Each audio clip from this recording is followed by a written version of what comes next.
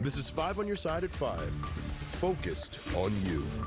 Tonight, LGBTQ+ advocates continue their fight against Missouri legislation impacting transgender youth. It comes after 2 bills passed in the Senate last week, and the Missouri Attorney General Andrew Bailey announced his own emergency regulation.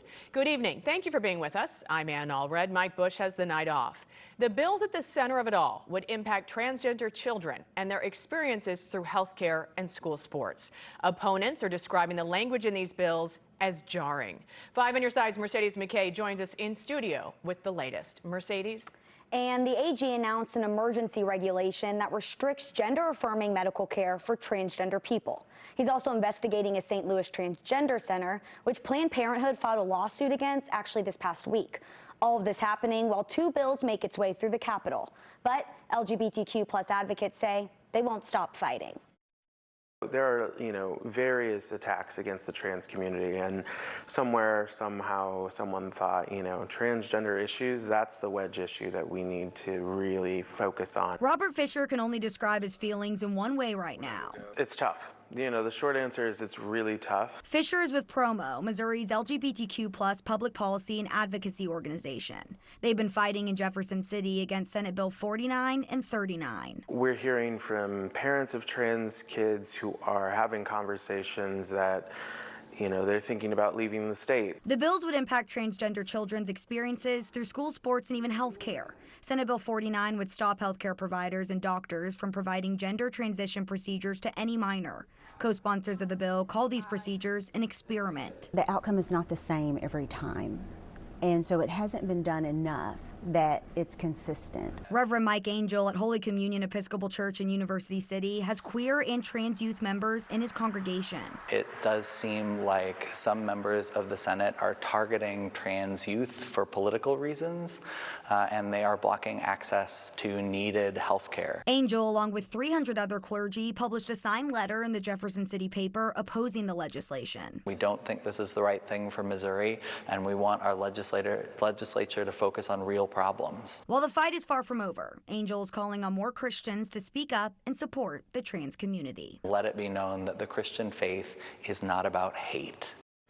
Fisher says there is a positive in all of this since education is happening and it can lead to more acceptance. Promo will go back to the Capitol for public hearing when these bills are discussed in the House.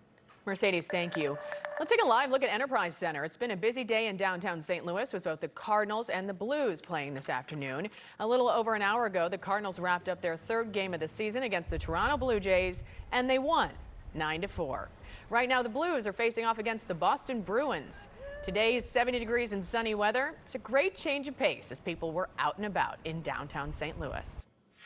Right now, the Midwest and South are recovering from a weekend of deadly severe weather.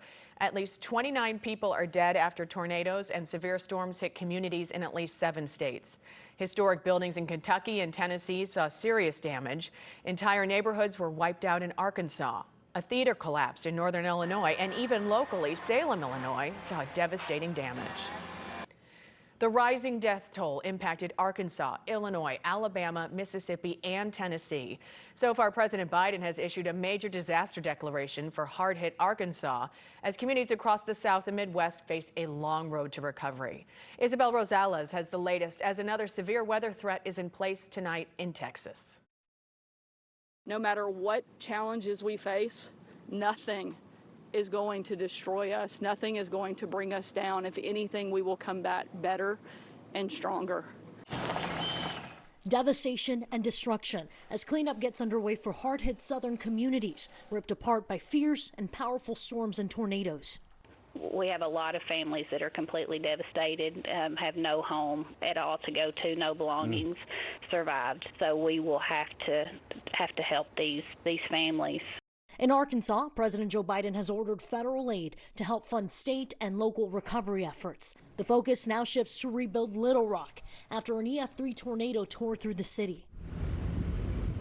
Meanwhile, neighboring state Tennessee is also reeling from the aftermath of back-to-back storms. The death toll rising over the weekend after 2 children and an adult died after trees fell onto their home. The loss of life is the hardest to deal with. We can't rebuild that. our citizens, their homes, their businesses, their schools, the places they play, their electricity, their way of life has been affected. Now, a new weather threat is on the rise Sunday for the South. Nearly 13 million people in North Texas, including the Dallas-Fort Worth area, are bracing for an enhanced or level 3 of 5 risk for severe weather. I'm Isabel Rosales reporting. Governor J.B. Pritzker has also issued a disaster declaration for several counties in Illinois. He is requesting federal assistance for those communities.